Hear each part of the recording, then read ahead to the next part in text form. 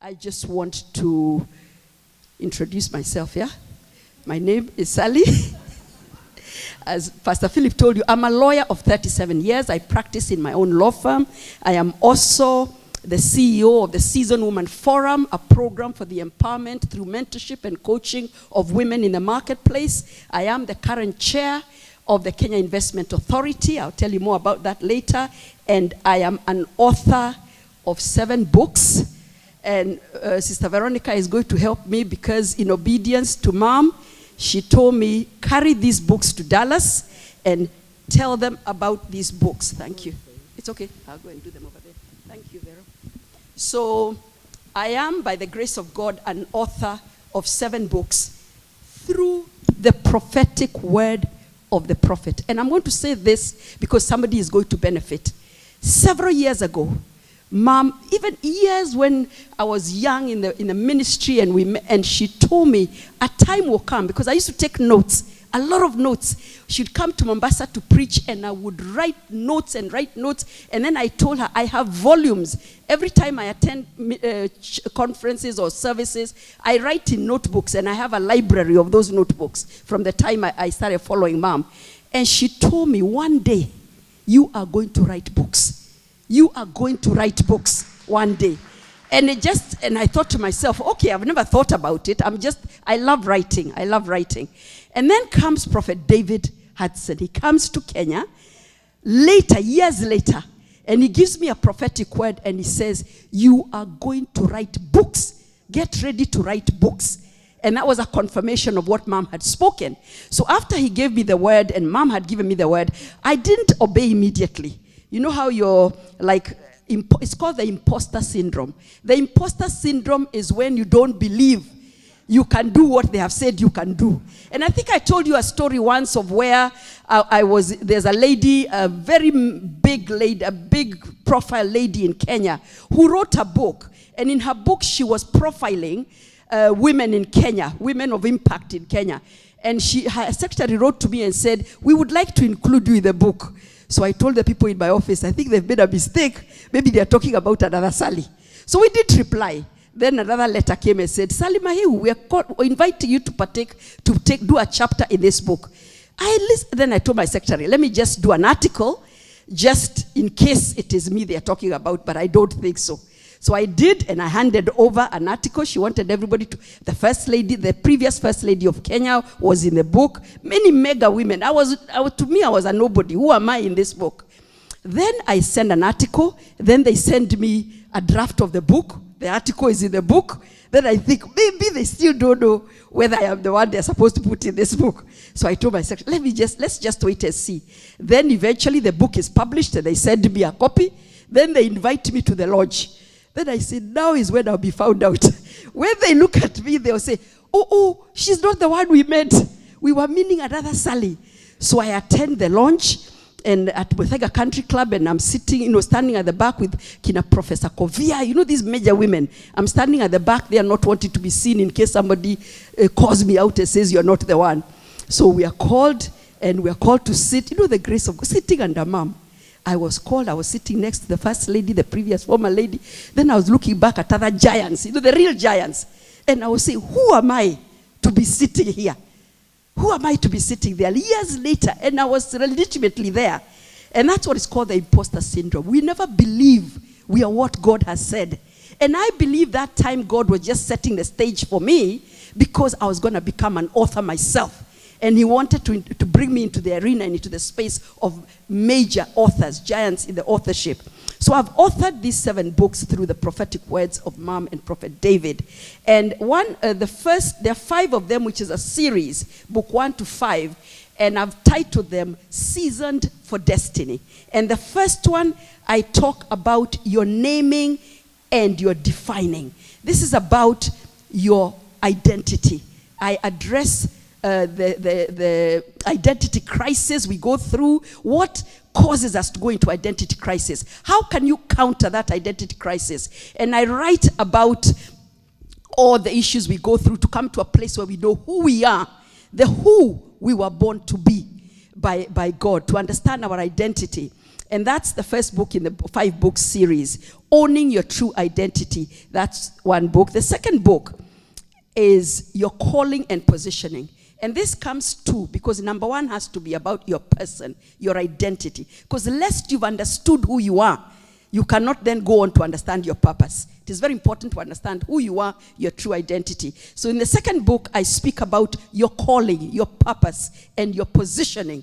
This is where I talk about your purpose and your place. What are you called to do? What were you created to do? Where were you created to do it? And yesterday I spoke a lot about your place of assignment, the sphere, the sector, the industry.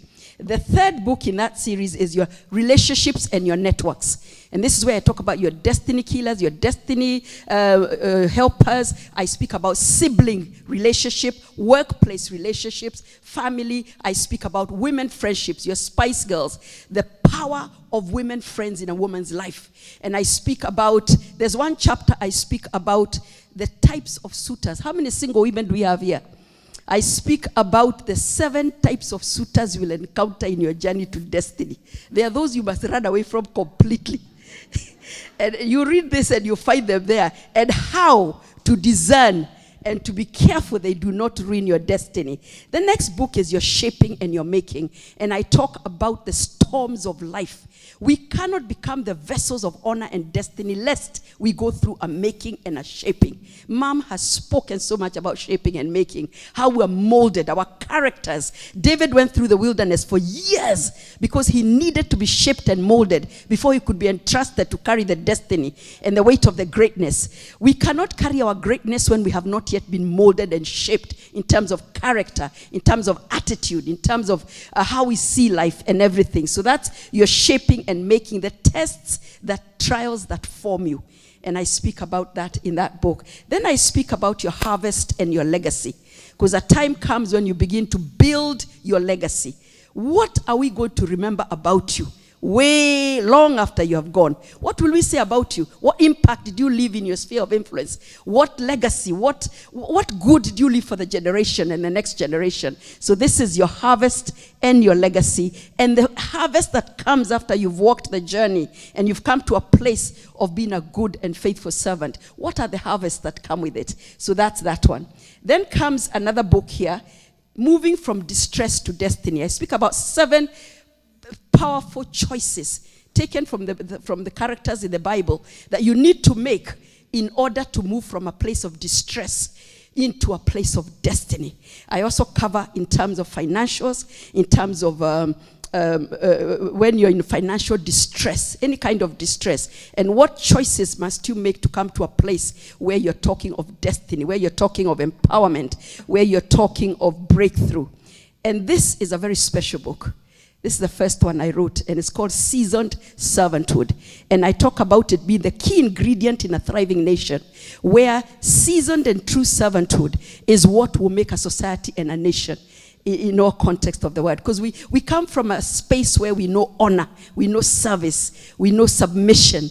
And this book, I was invited several years ago by Her Excellency in fact, it is Mom who took me with her to Her Excellency's forum for her staff members. I think it was His Excellency's members of staff and your members of staff. And Mom took me with her to speak to those staff members way before they became the heads of state. I think there was the deputy president. And we went and I spoke to them about the principles of service, how to serve your authority, how to honor, how to submit. And after I spoke, they were really excited. And her team came up with a little booklet, a little tiny booklet, a very cute booklet, and it was about servanthood by Sally Mahihu. So the next Sunday I came and I showed it to Mom. I said, look at what they came up with. So she looks at it, she said, okay, my daughter, you are made for more than this. Make it into a book. This is a pamphlet. Now go and write a book. Go and write a book. And that's what I'm talking about. She doesn't allow us to settle for less. She knew I could do more. She knew I could add to those principles and convert that booklet into a major book, a national book, an international book, because it's sold on international platforms. And I went and I wrote this book, Seasoned Servanthood. And those of you who are there, Mom and Her Excellency launched all these 7 books because I finished them during COVID. Mom, remember, I finished them during COVID. And Her Excellency and Mom launched them on the 19th of December 2020, just when we were coming out of COVID. So the key point here, beyond thanking God for this, is I think it's the power of connection. The power of sitting under an authority that understands what is within you and what needs to be pulled out, and how that authority will walk the journey with you. Because I remember Mom would sit and say, I hope you have included leadership. I hope you have included this in your books. That is what a spiritual authority does. They're your midwife. They midwife you through it. They see the gift, they pull it out, and they walk you the journey to a place where you have fulfilled the things that God has put in you to fulfill. Amen. So the books are out there for sale. And there are some very lovely girls who are selling them. I hear they've sold many already. And by the grace of God, Mom has allowed these books to then come into the TWEM facility. So even after these ones are finished, I hear they're about to get finished, there'll be books in that facility going forward. I thank you, Mom. I don't take it for granted. Thank you for fathering me. Thank you for promoting me. Thank you, Mom. I can never take it for granted. I'm going to talk to you about investments. I'm going to tell you about Kenya Investment Authority and basically the entry point into Kenya. I'm assuming I am speaking to the diaspora. Now, can I see by a show of hands the diaspora? Diaspora are Kenyans living here. Can I see by a show of hands? That's it. Hallelujah. Mom is a prophet. I kept wanting to argue with her. Maybe I should speak to Americans. She said, no, you're going to speak to the diaspora. Those are the ones coming to the conference to invest. So we're in a good place. So we're going to speak to you about how to invest back home in Kenya. And the Kenyans as well will benefit, because I'm going to touch also on us Kenyans investing in Kenya. So everybody will benefit today. So going forward now, we're going to go into a place where I'm going to talk to you about the investment opportunities in Kenya. And before I get there, I just want to talk to you about the entry point. Now, because since I was appointed by the president to become the chair of the Kenya Investment Authority, I have received so much communication from abroad, from all over the nations and from Kenya, of investors who feel that they were mishandled when they came to invest in Kenya. Because they came and somebody told them, yes, I can help you invest. They took their money, they took commission, they told them you can invest in this. But those people did not have the right data, the right information, the right channels to be able to help those people to invest legitimately and legally. And a lot of potential investors lost a lot of money trying to invest in Kenya. And there's a lot of grievance and a lot of pain about it. And I want to tell you about the Kenya Investment Authority. It is not a new authority. It has been there all along. The Kenya Investment Authority was incorporated in 2004 by an act called the Investment Promotion Act. So all those years this authority has been there. The mandate of the Kenya Investment Authority is to facilitate investors, both local and foreign. It is actually to sit there, we receive you and your proposals, we process those proposals, we vet them, we qualify them, we assist you in, we have what we call the one-stop center at the Kenya Invest offices. A whole floor is dedicated to the one-stop center. Where you come, you bring me your proposal, whether it's a local investor or a foreign investor, and we process it. We look at it, we help you go through the processes of environmental, the NEMA license you need, the registration of the business and the company, the KRA taxes. We take you through all those organizations and bodies are set up in Kenya Invest offices, we have a whole floor where you find the EPZ, the Economic Processing Zone Authority. We have Kenya Power. So whatever you want to invest in, and you need all those authorities, the various ministries, Ministry of Agriculture, Ministry of Tourism, we connect you. That is my job. That is our job as Kenya Investment Authority. You don't have to be told by a friend or the taxi driver who picked you at the airport, let me show you where you can invest. There is an authority, a legal authority through an act of parliament that is mandated to do that job, free of charge. We don't charge you to come and give you all that information.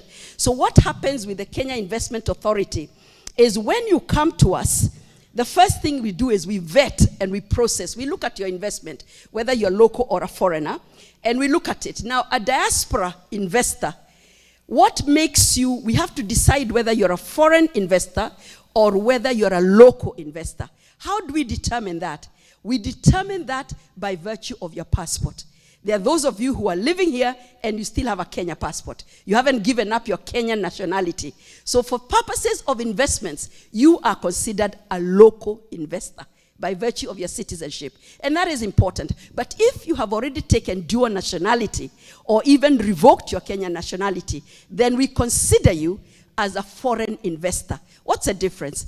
It is that if you're a local investor, a Kenyan investor, it means that you only have to show us you have available in your account 1 million Kenyan shillings. This may change over time, but 1 million Kenyan shillings. That's all the evidence we need to see that you are worthy of our consideration in order to even look at your proposal and guide you through it and give you all the information you need. If you are a foreign investor, then you need to have $100,000 in your account. We need to see evidence of that. You need to open an account in Kenya, deposit that money, we look at it, then we say, you're worthy of us having a conversation with. So it's very important to determine, are you a local investor or a foreign investor?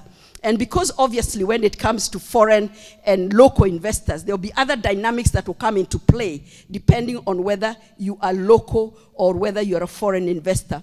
So when I speak of the Kenya Investment Authority, the mandate is to facilitate, promote, enhance, and facilitate foreign and local investments in Kenya. Literally handle investors, receive investors into our offices, take them through every step and procedure they need, give them all the information. If you want to go into fertilizer, which county, which sector, we even connect you. If you come, you have an idea. A lot of Kenyans have ideas, but they don't have the capital funding.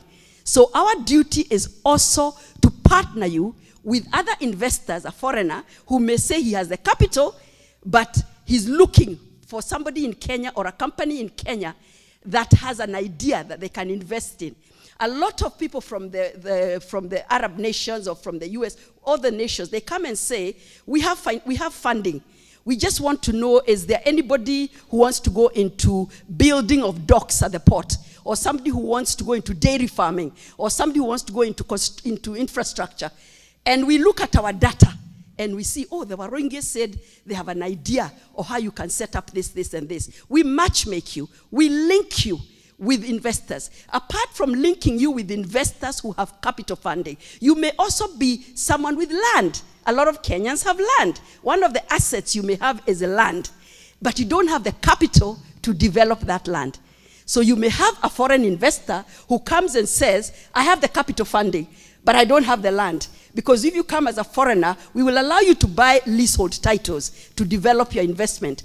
But if there's a Kenyan with lots of land available but no capital, then at the end of the day, what we do is we match you. We match you with the capital funding and with the one with the assets, so that you go into what we call joint ventures. You go into a joint venture. I come with the asset, the land, you come with the capital, we develop a housing estate, we develop apartments, we develop a shopping center, we develop a commercial, even if it's industrial centers, whatever it is. That is our job as Kenya Investment Authority. We connect you. Now, when we talk of the Kenya Investment Authority, it's a state corporation. A state corporation, and it falls under the Ministry of Investments, Trade and Industry, which is currently headed by Honorable Moses Kuria. Apart from Kenya Investment Authority, there are other 4 state corporations that we are together with, and we all fall under the Ministry of Investments, Trade and Industry. And this is like Kenya Development Corporation. This is a state agency that does funding. I don't know whether many of you know this. It actually provides funding for investors. It funds government projects. It funds private-public partnerships. It can fund joint ventures. All you need is the knowledge, the information. All you need to know is there is a body called the KDC that does funding. That's its mandate, to listen, to check. And we as Kenya Investment Authority, once we look at your prospective, your proposal, and we feel you need funding, and you can align with the requirements of Kenya Development Corporation, KDC, it is our duty to approach them on your behalf, to link you, to get you the funding you need. And what we offer is not just the pre-investment services of making sure if you want to go into processing zones, the special economic zones, what are the incentives, what are the, because there's a lot of incentives when you invest in certain special zones in Kenya, the export processing zones, the special zones, where the government wants to cause there to be activity, business activity. They look at an area in Kenya and they feel we need to raise this area into economic activity. So the only way we can make investors go into it is if we offer incentives, tax incentives, tax exemptions, all manner. And later on, Honorable Mudhama is going to take us through the special economic zones in Lamu, where he is the MP for Lamu West. So what happens is, all you need to do is walk into my office. You walk into our offices and you sit down and you say, I have an idea of investment. I would like to invest. Sometimes you may not even have an idea. We take you through the opportunities available. You come there without any proposal, without any idea. You sit there and we sit you with the investment officers and you say, I'm at a place in my life when I want to invest. I may not have the money or the land or anything, but help me to know how can I enter into the investment space as I am right now. So either when we listen, either we tell you, these are the investment proposals available. What are you bringing to the table in terms of your engagement, your involvement? Why is it that you feel you can invest in this particular sector? What is it we need to do for you? We advise you. We take you through what you need in order to invest in that sector. And I'll take you through the investment proposals available. The other state agency that we work closely with is the Kenya Export Processing Branding Agency, KEPROBA. It used to be called Brand Kenya. Now, in order to sell investments outside Kenya, or even to the local Kenyans, you need to brand your nation. It's just like branding your own company. You brand your own law firm, you brand your own business, you brand it, the image of your organization. So Kenya needs to be branded. It needs to be brought to a place where its image, constantly cleaning up the image. When we have things that internationally, it's headlines, this is happening in Kenya, there's Shakahola, there's what, negative things. Then this organization called KEPROBA, the branding agency, must clean up the image of Kenya. It must come with strategies where it finds a way of enticing, of cleaning up the image, branding Kenya to make sure that we enhance more investments into Kenya by virtue of damage control, media launches, and whatever it is. Another organization is the Kenyan National Trading Corporation, KNTC. And I know you're familiar with some of it because they're all over the online. KNTC is a procurement agency that deals with supplies and distribution, working closely under the Ministry of Industry, Investments and Trade. So these are state agencies that come under this ministry that have their different mandates of what they do. Then we have the EPZ, Authority Special Business Areas. As I said, you have the Special Economic Zone Authority that also has its own mandate on how to enhance and attract investments in Kenya. Now, within Kenya Investment Authority, the act that formed Kenya Investment Authority, we also call it we call ourselves Ken Invest. It's the acronym for Kenya Investment Authority. mandated that there should be what is called a National Investment Council. Now, this exists in all the countries of the world. There's not a single country without the equivalent of a National Investment Council, which is headed by the head of state. The president is our chair. I sit on that National Investment Council by virtue of being the chairman of Kenya Investment Authority. Now, within that national investment, it's an apex body that now deals with bottlenecks, it deals with challenges, it deals with issues, obstacles, anything that is hindering investments in Kenya. We literally have meetings every 2 weeks. The consultative council meets. Every week the subcommittees meet. What happened is it had not been operationalized for years, since 2004. And you ask me, even me, I ask myself, why would they not operationalize such an important body to deal with problems in investments, what is hindering investments? Why are investments going to South Africa, to Rwanda, to Tanzania, and to elsewhere?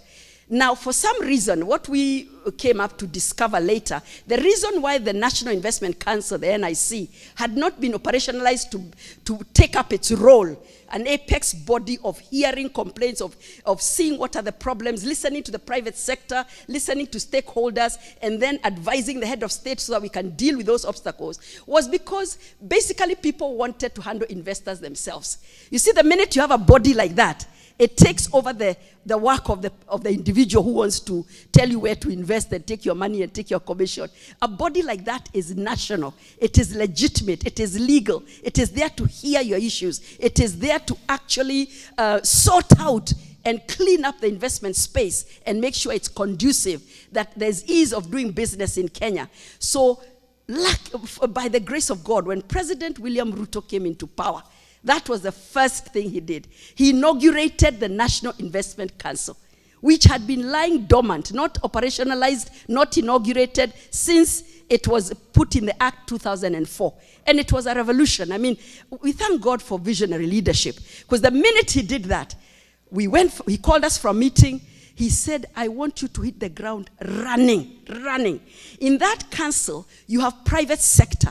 You have, like yesterday I was talking about voices in the marketplace. So the president appointed people in the marketplace who are a voice in certain industries. If it is in manufacturing, if it is in digital, if it is in tourism, if it is in are you known? Is your name out there as a person who is excelling and succeeding in those sectors? Those are the kind of people he appointed onto the National Investment Council.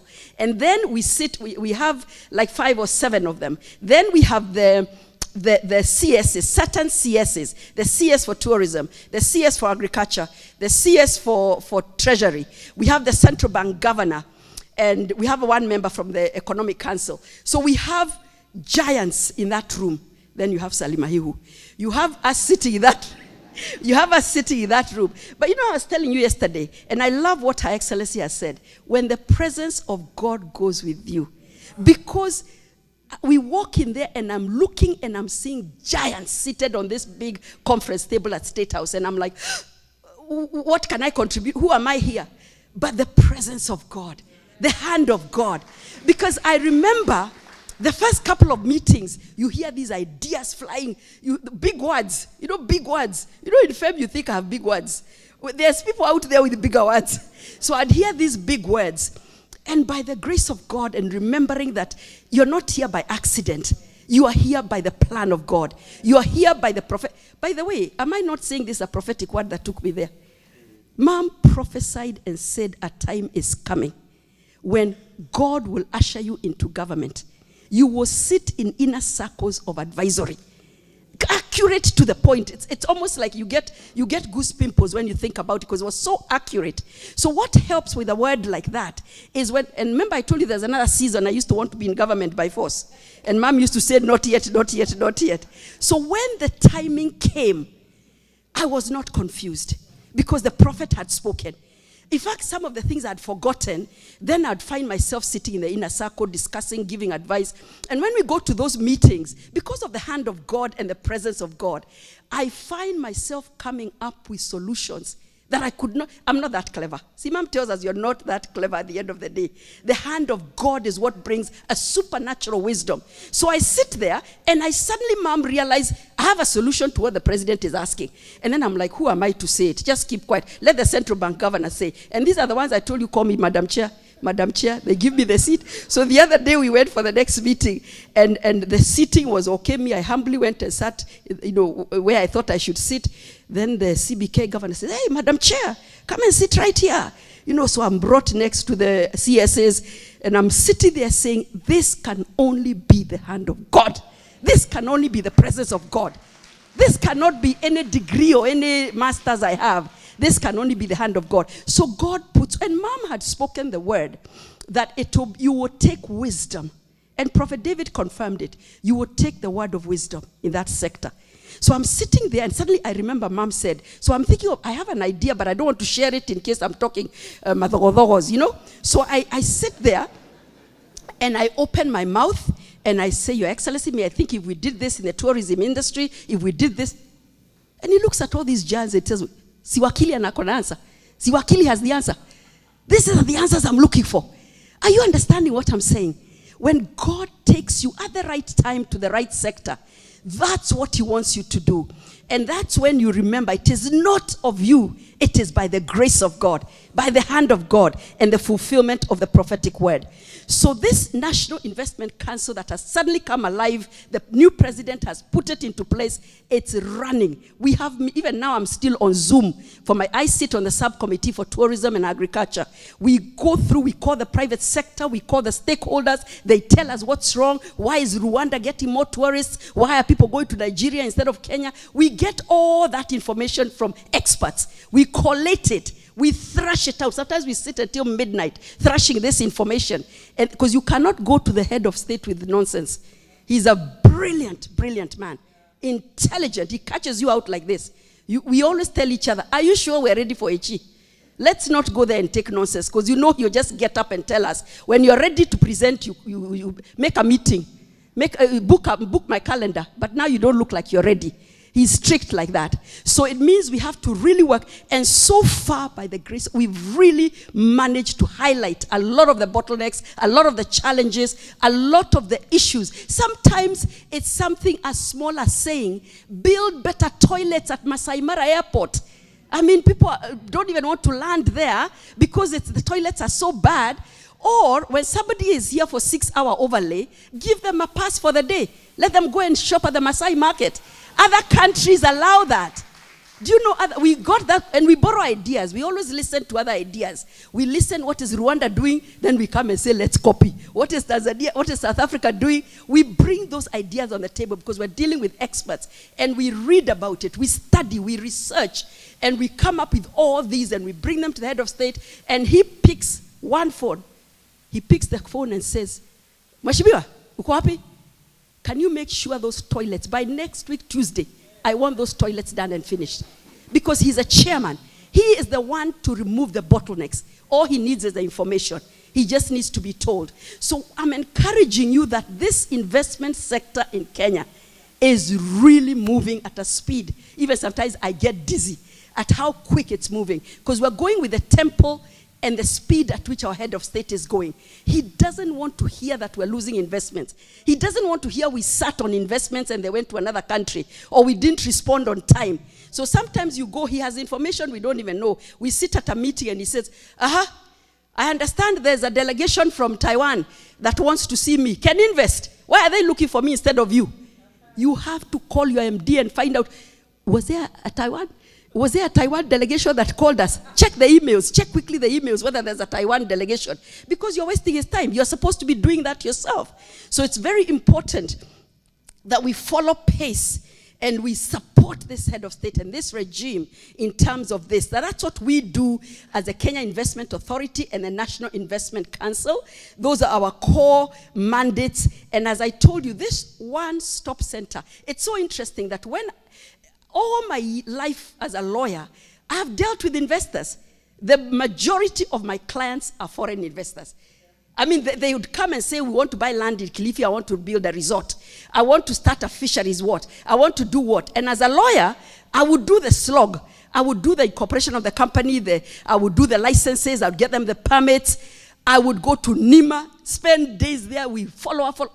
Little did I know that there is Kenya Investment Authority that is mandated to do that for the prospective investor. In fact, there's an investor of mine from the UK who is a lord. She's from the legal profession. She's got the title of lord. She's a client of mine. So she had come about 3 years ago or 4 years and had really struggled to get her all these things. And we really took time to get it for her.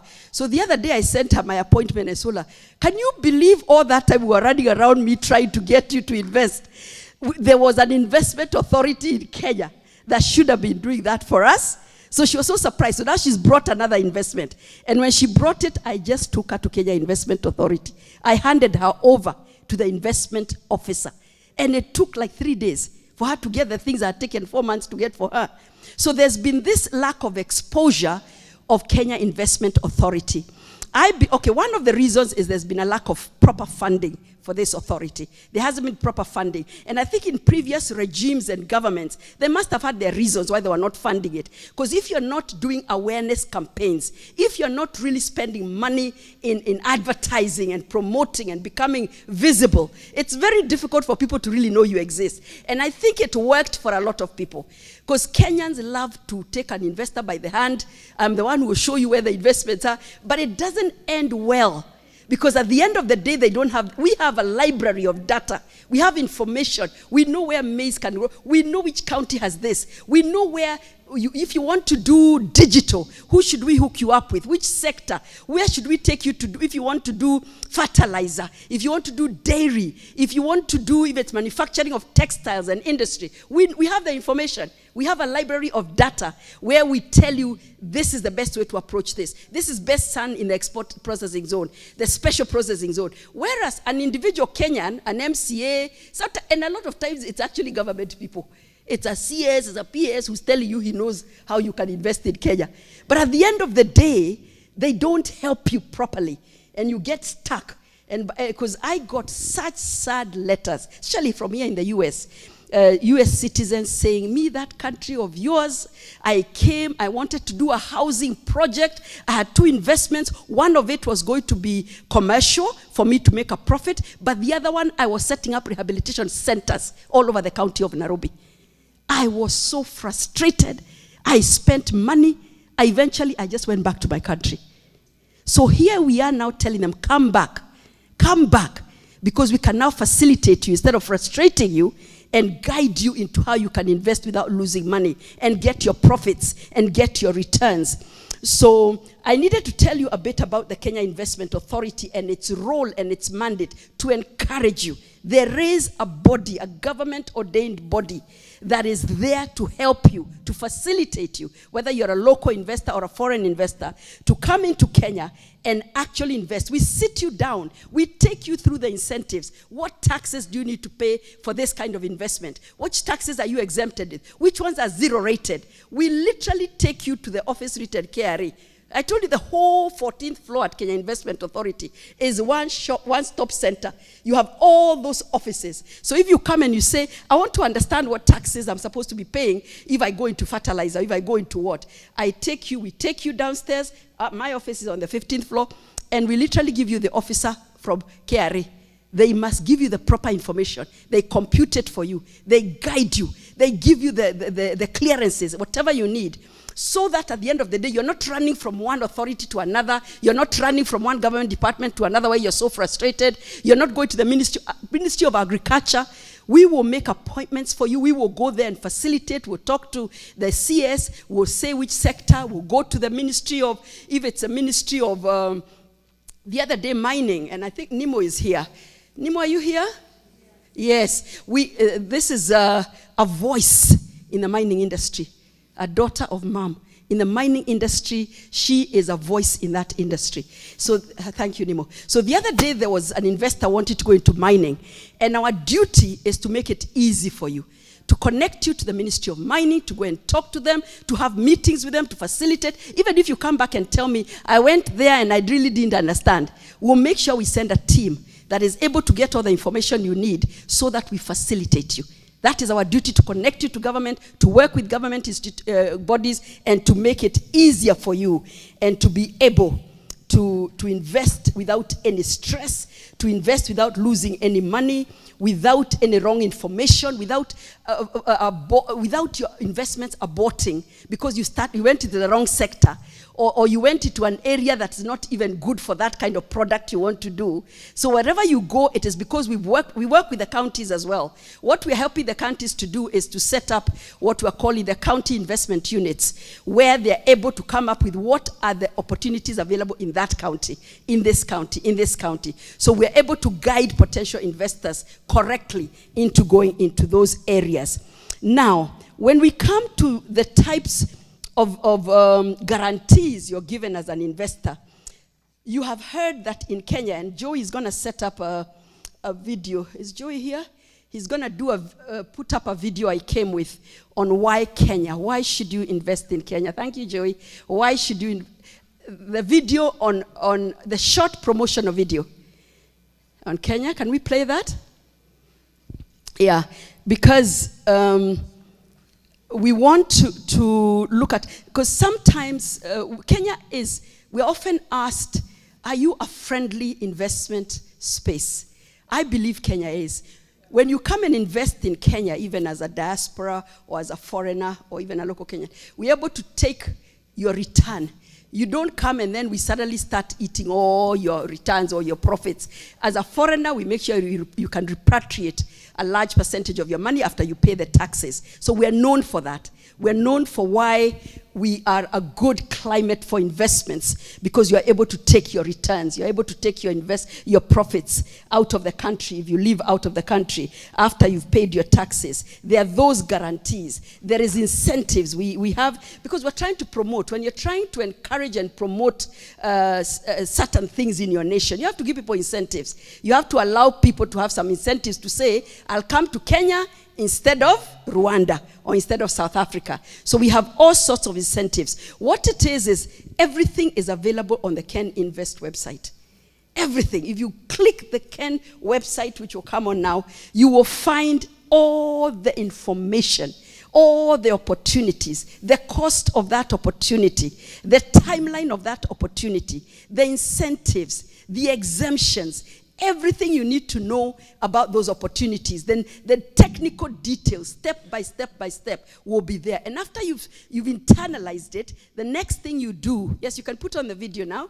The next thing you do is then come and say, I've studied the portfolio. I've studied the opportunities available in Kenya. I've seen which counties they're in. I've seen the costs, and I know which area I want to go into. I now need to know more that was not on your website. And that's where we take your hand and we begin to break it down for you. We calculate the figures for you. We show you the return at the end of the day. We guide you literally to the end numbers so that you make an informed decision.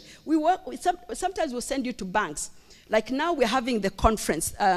When I rush back to Kenya tomorrow, it's because we're having the Kenya International Investment Conference, which has been hosted by Kenya Investment Authority. We're hosting that conference. It is starting properly on the 30th, although on 29th, on the sidelines of that conference we call the KIICO Conference, Kenya International Investment Conference, where we bring together investors from all over and stakeholders, and we have forums, and we have discussions, we panel discussions, and we promote Kenya. This 30th, 31st, we're going to just do promoting Kenya in the investment space, and we're having it at Safari Park Hotel. On the sidelines of that conference is the Africa Continental Free Trade Agreement, which our CS Moses Kuria is hosting. We managed to invite and get confirmations from at least 27 trade ministers from Africa out of the 54, which is a good number compared. If you see other conferences all over the world, they never get that number. So we have favor.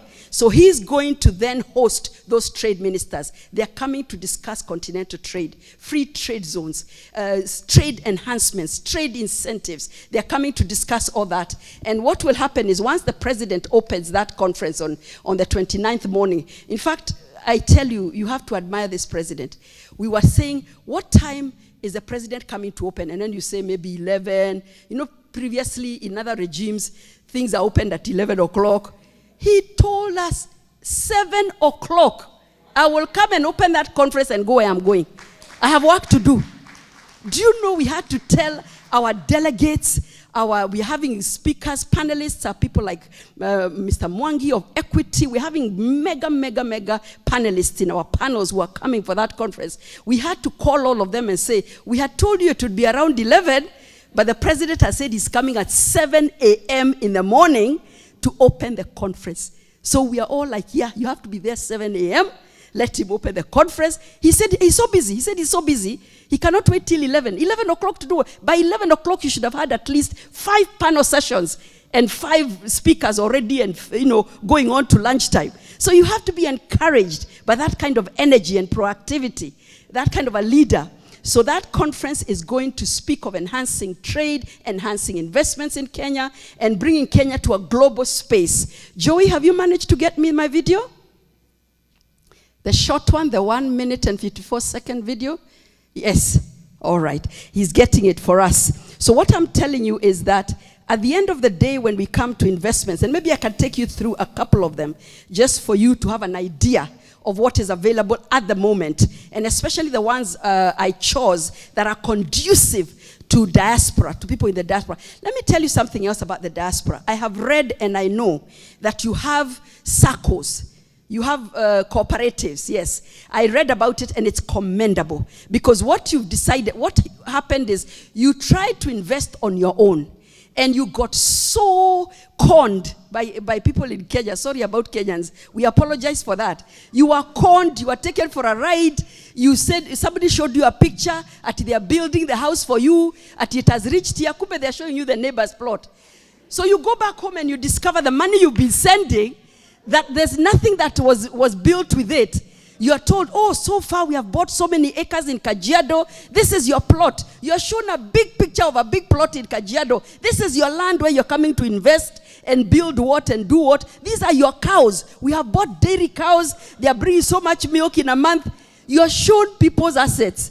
And you think your investment is going on well. Many of you have told us you then discover your money was eaten. Even lawyers, and I apologize for the legal profession, a lot of the ones who conned you are lawyers who are handling your land transactions. They eat your money, you never get the land, you keep chasing the title. You keep chasing the title deed. And by the time you find out he ate the money, he didn't buy the land for you, you're not the registered owner of that property, there's been so much grief for diaspora investors. I know your story. There's been so much. So when you came up with cooperative societies, and you decided to come together in groups where you go to a bank like Equity, so you have legitimacy, you go to Coop Bank, you go to organizations that cannot afford to rip you off because of their name and their image. Then there's lawyers that you go to, and constructors and housing developers and investment portfolio advisors. You go to legitimate people who have a track record, who have a name, who cannot afford to spoil their name by conning you. And I saw that is working so well. Because diaspora, believe it or not, the amount of capital you're bringing into Kenya, do you know it has overtaken other sectors? The other day I was reading about 200 billion you're bringing into Kenya. And I thought, what? You're working so hard to send money back home, but it's been lost, it's been wasted, and you've been conned. So what I'm here to tell you today as chairman of Kenya Investment Authority, your story of being conned ends now. You cannot say you don't know Ken Invest. You do know Kenya Investment Authority. You will quote me and say she came to Dallas. She told us her contacts are with Joey.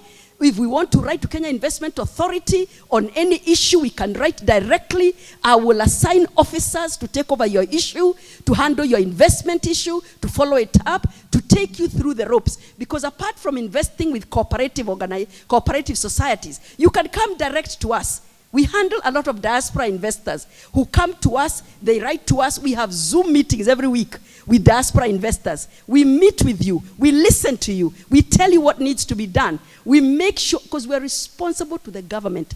We owe it to the head of state to make sure we didn't mistreat you, we didn't frustrate you, we didn't mislead you. We get you the correct information. In fact, last week, we had a couple of diaspora people from Germany and Sweden who came to Kenya after we'd had Zoom meetings and they'd said what they want. We had done research, we had given them the information. So they were now coming to sign the contracts. They were coming to get their certificates we issue you with an investment certificate. Once you qualify and we see that you've fulfilled all that needs to be fulfilled, the requirements, we issue you with an investment certificate that now opens doors for you in terms of that, yes, this one is legitimate. We get permits, work permits, if you need work permits for foreign workers. There's a limitation, of course, because we don't want to take the labor force. We don't want to give all our labor to foreigners. But where it's a technical thing that it's not available in Kenya, we allow those work permits. And then we issue with a certificate of investment after we check that your investment is coming to add value in Kenya. There's a whole list of things we check.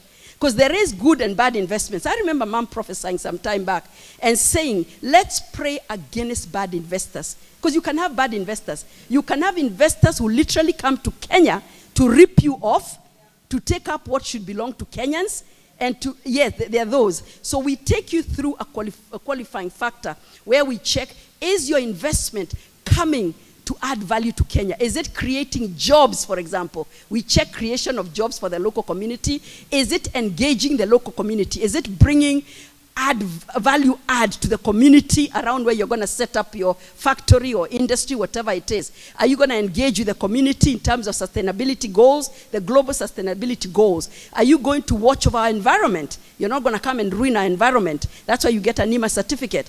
Are you going to transfer technology skills? Because we want you to transfer technology skills. We want to see that Kenyans are benefiting from that investors' technical skills. Now, this should be the short promotional video that tells you why to invest in Kenya, why you should invest in Kenya, the reasons why you should invest in Kenya, what makes Kenya such a conducive place to do business and such an attractive investment space right now.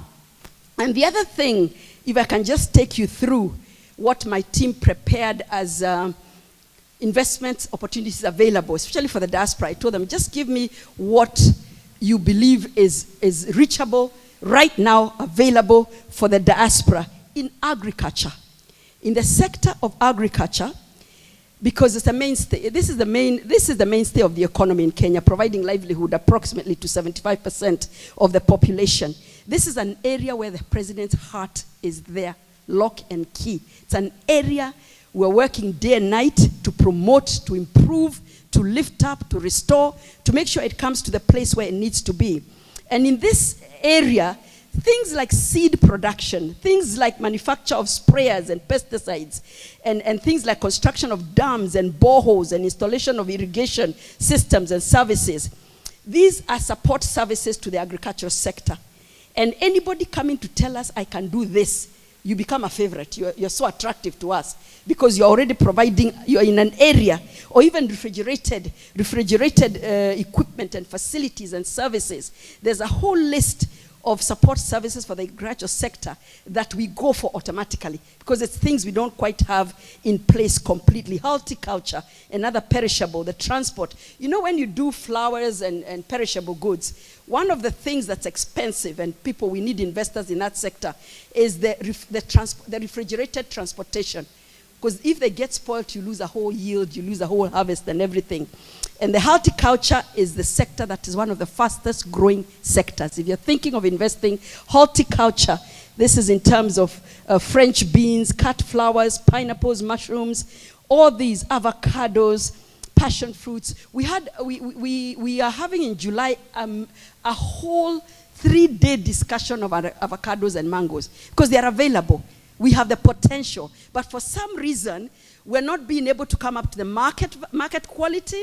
When we'd done a delegation to the U.K. recently just to hear, why is it when our mangoes reach there, our French beans reach here, or they're suddenly declared the quality is not good enough? Is it the transportation? Is it the storage? What it is? And we signed an agreement with one of the biggest, it's like a company that receives products on behalf of the UK government, to come up with ways they can come and train our people here and guide them on how to make sure your product gets there in the right quality and it gets the market, because the potential is there. We had a meeting with Coca-Cola the other day, and they were telling us, we are ready to take all the mangoes in the country. Just produce them. Just produce them. The market, with their corporations and organizations, international. This was Coca-Cola International, represented by their point person in Kenya. And they're saying, tell farmers to grow all the mangoes they want to grow. We undertake to take and process them into puree, into juices, into what? We are ready to do that. If you can promise us quality. If you can process standards. This is a company of standards. They can't take anything that is substandard. So the offers are there. The market is there in that kind of industry. There is in agro-processing, what you find most is things like butter and ghee and margarine and sunflower. You'd be surprised that we haven't yet come to a place where we have mass production of this in terms of like coconut, corn oils and cotton seed, sesame.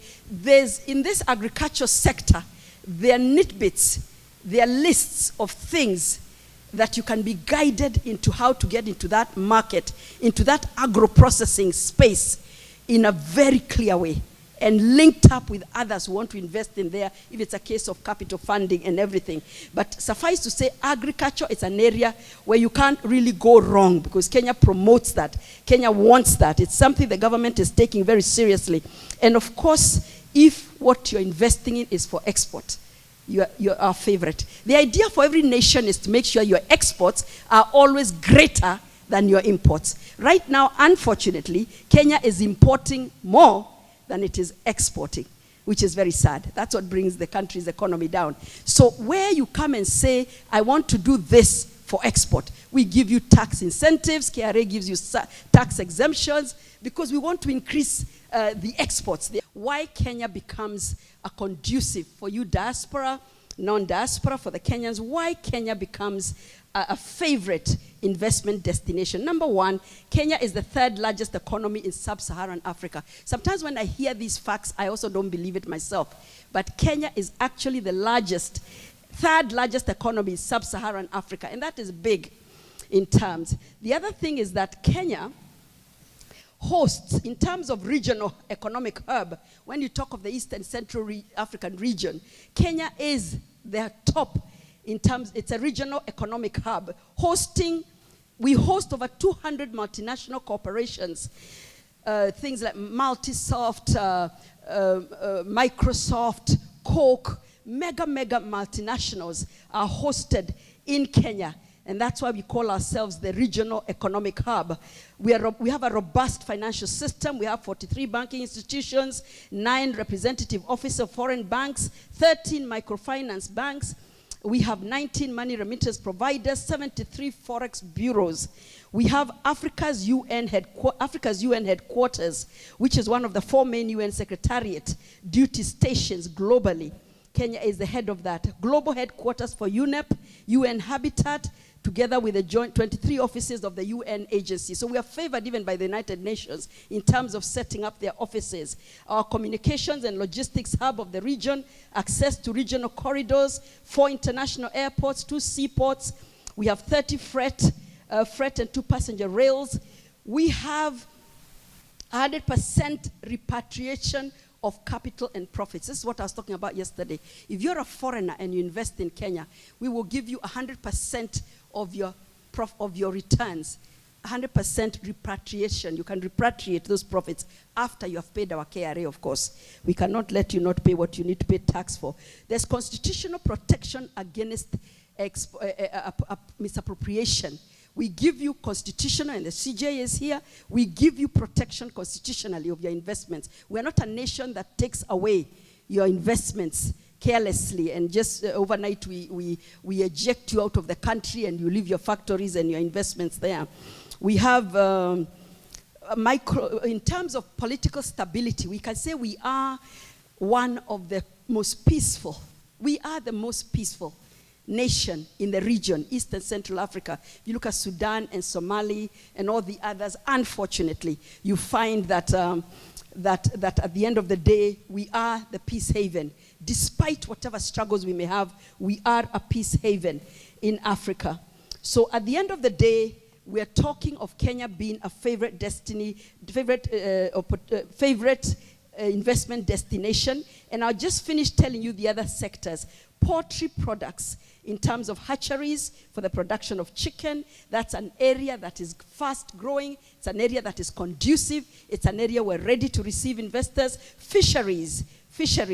Opportunities exist in fish processing, filleting, and fish meal production, as well as fisheries, support infrastructure, refrigerated support storage and everything. Leather and leather goods. That's an area our CS is promoting in terms of the finished leather, production of the finished leather, offering potential for the manufacture of shoes and other leather products. It's an area we're really trying to promote. Livestock, of course, investment opportunities in rearing of livestock for meat and dairy products.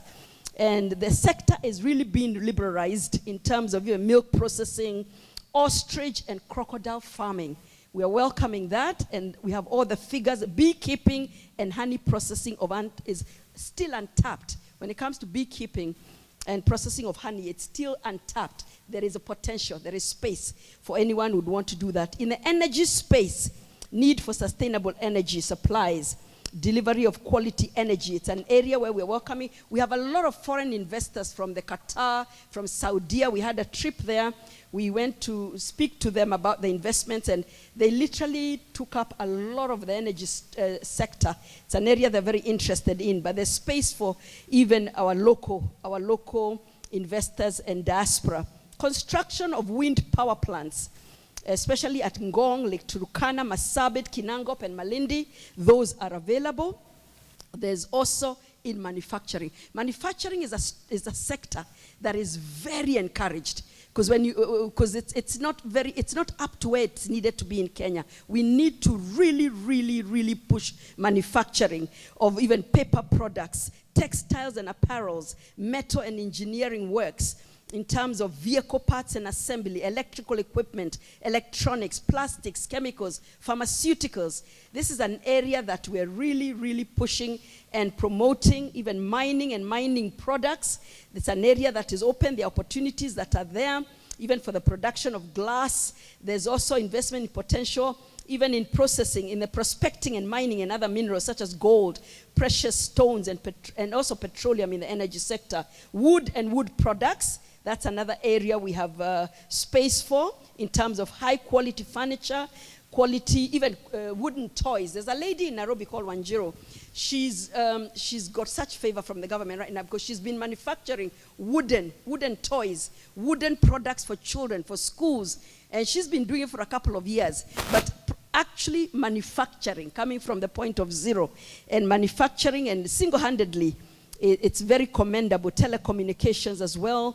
And of course, in the digital space and ICT, as Her Excellency said, that's an area we have a lot. And I told you there's incentives. Once you choose a sector, we tell you what are the incentives, what are the exemptions, what are how do we motivate you? How do we give you incentives to make sure you'll be interested in coming to invest in that area?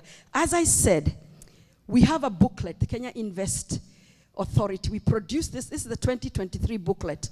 And maybe if the video, the overview video of the other investment opportunities is there. Just a quick 1-minute overview. Is it there? This is what we have for 2023. And in this booklet, and it's in our website, you literally have every single opportunity, even for non-diaspora, even for the foreigners, for the locals, what is available for you to invest in. We have the figures in dollars. We've calculated. So that when you come into that sector, you know that this is available for me to invest in terms of investing in fertilizer. I'm not going to go into the Lamu because Honorable Stanley is going to tell us about Dongo Kundu and the opportunities in Lamu, the EPZs there, and the fertilizer, the opportunities in fertilizer in Dongo Kundu and in the Lamu area. Then you have the port of Lamu. He's going to tell us about that. We have investments in Kenya and Tanzania, natural gas pipeline that's coming up, and there's investment opportunities there. You have the building, management and operation of ports. Even the Mombasa port, there's a lot of investment in building more berths in the Mombasa port. It's open for that. And we have the figures, how many billions or millions of US dollars is needed in that area. Industrial sheds in Athi River, in the EPZ, export processing, industrial sheds. You can come and build industrial sheds and invest in that, partner with a funder. That is very welcome. And residential estates, housing. We are ready. There's open space for investing in housing, whether it's industrial, commercial, or residential. KenGen Energy Park. This is energy, in energy sector.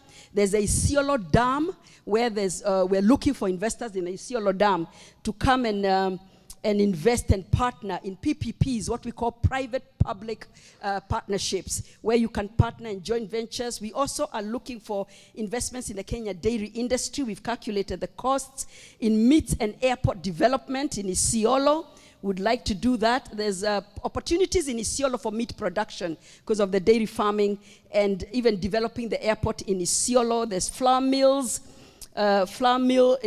investments, processing, and there's also things like pharmaceuticals. I didn't talk much about that because we have a lot of it taken up by foreign investments who have the ability and the capacity, and they have what it takes to come into that. But basically, in a nutshell, what I'm telling you is every single one of these investment opportunities available on our website. You just need to take time, look at them, analyze them, understand your capacity and your passion and your desire and your ability, and then you talk to us. Do not even be intimidated by the figures, because as we said, if you have a piece of land, you have acres and acres of land, you don't know what to do with it, and there's a German who wants to come and do a processing plant on a farm, they need a joint venture. We tie you up, we matchmake you, we link you up, and you get into a joint venture, and you're able to invest together and get a return on the asset you're bringing to the table. So I want to end there because